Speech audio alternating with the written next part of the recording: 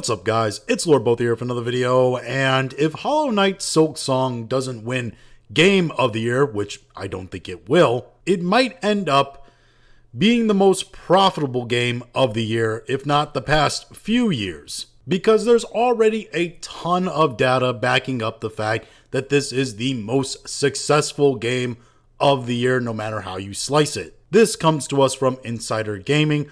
Hollow Knight Silksong hits 5 million players in the first 3 days. Damn! The article states Hollow Knight Silksong hit a total of 5 million players in just the first 3 days of its release, according to new data. And I know everybody says, oh, well, player count, doesn't really count for much. What are the actual sales numbers? Well, two things here. One, yes, player count doesn't actually count for much, typically.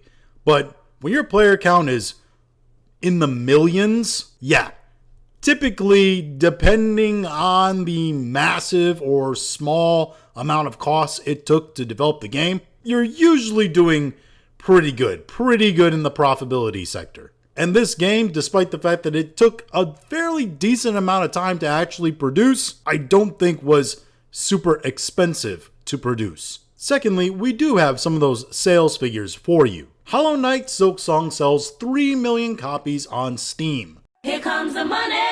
Here we go. Money talk. Here comes the money. On Steam alone, Silksong has sold over 3 million copies, generating over $50 million in estimated revenue, and Alina states part of the hype was due to how sporadic marketing and teasers for the game were. And let's be blunt here, this thing, it was megaphone to hell. Despite the fact that it had very sporadic marketing, people kept talking about it, and they kept talking about it, and more people kept talking about it, and it got just spread through the grapevine to the point where it was amplified everywhere. Everybody knew about this game, despite the fact that I don't think a ton of people actually played the first one. I mean, yeah, if you look at the numbers, 95,000 player peak at one point, which is really good for a single player game on Steam, but still not something that I think would warrant like 500,000 player peak on Steam and millions upon millions of copies sold in the sequel. So yeah, it's really something interesting and organic that's been built for this game. And I mean, look at everything positive surrounding this game right now. This comes to us from German Strands.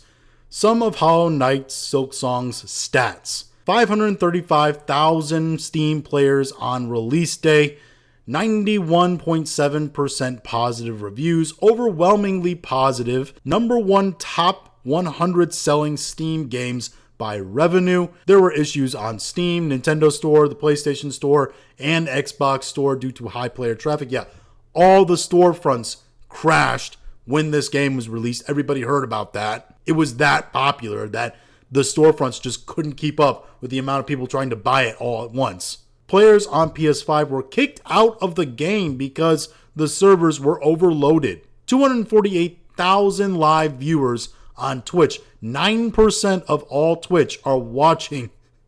They're watching Silksong streams. 11,000, nearly 12,000 live channels on Twitch. 10% of all Twitch is streaming Silksong. 4.96 out of 5 stars from PlayStation Store rating. 4.9 out of 5 stars on GOG rating.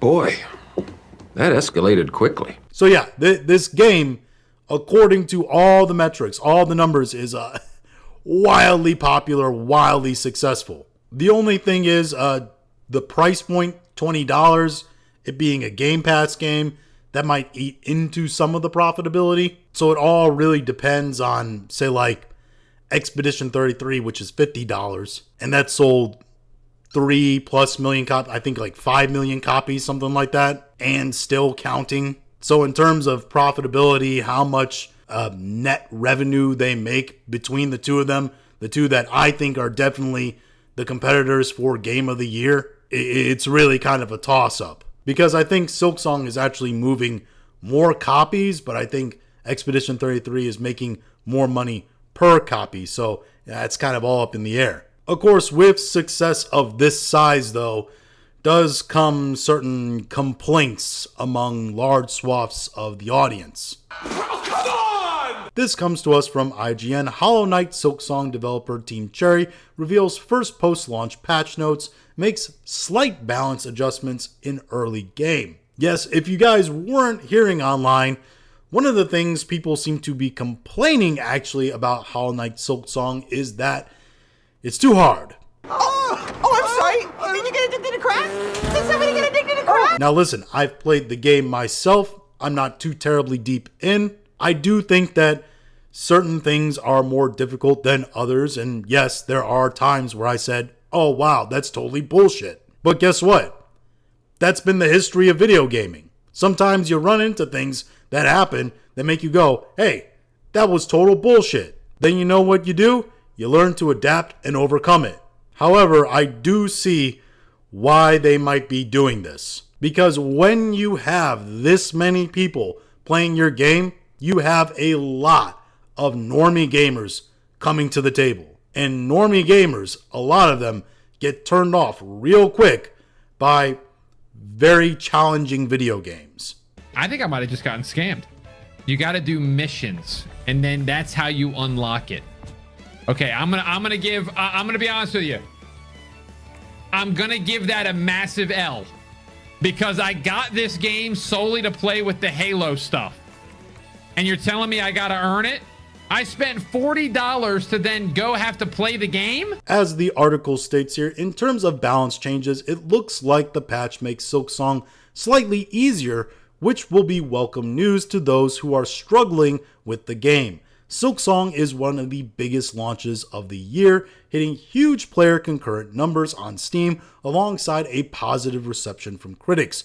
But amid excitement over Team Cherry's long-awaited sequel is a debate within the community about whether the game is too hard, perhaps even unfairly so. And this is where I change into an asshole and tell everybody, get good. Listen, I struggled on the first two bosses. Why? I'm bad at video games. That's why. And it takes me a second to adjust and learn the patterns of the enemies. But once I did and I kept at it, guess what? I got better to the point where I eventually beat the bosses. And maybe, just maybe, that's what these people need to do. But that's my personal advice to them. In reality, I get why they're making these changes though from Team Cherry. Because when you have this many normies playing your game, you want to do right by them. You want to serve the customers that are in the restaurant. And if they're complaining that the food is too spicy, well, you change the food a little bit. You make it less spicy. You take the customer feedback. When a lot of people are telling you that the bosses are too hard, yeah, you change the boss's difficulty a little bit. Is it what I like and what certain hardcore gamers like? Probably not. Especially the Souls-like bros that decided to play this game. Because that's what Silksong kind of feels like. It feels like an old school Metroid or Mario platformer that somebody decided to splice with some Souls-like mechanics and some of that ethereal kind of dark fantasy feel to it. And that's what you got in Silksong. And it works.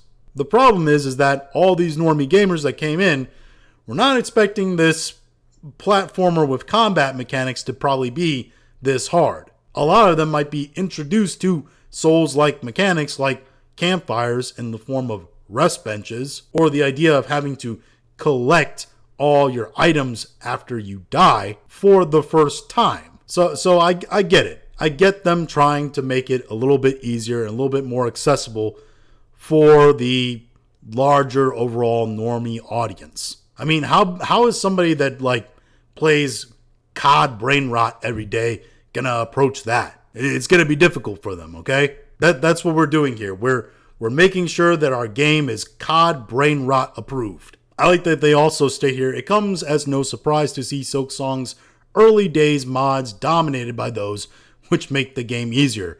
Well, yeah, that probably would be great if all those normies even knew how to mod a video game, which they probably don't, even though if you have Steam, they pretty much do the whole thing for you. By the way, I did mention bosses specifically in the game because that seems to be one of the big things that they are nerfing in this game. This from Insider Gaming as well.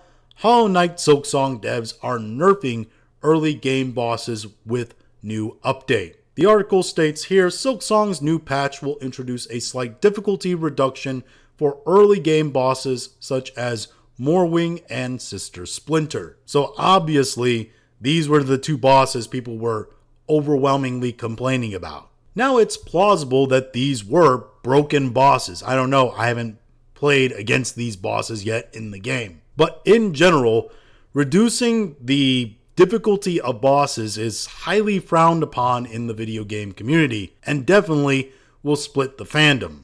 Till this day, I know a streamer who defeated Consort Radahn in Elden Ring, who was not a Souls-like guy himself, and did so by having to completely change his class to have any chance of actually defeating Consort Radahn because he was that broken in the DLC. Then they decided to nerf Consort Radahn, and now anytime he hears somebody beating Consort Radahn, he has to ask them, well, did you do it after they nerfed him? And then when they typically say yes, he makes fun of them. Because these bosses typically are not impossible. It's just you have to actually, study the game and understand it. Put some high value effort into the game.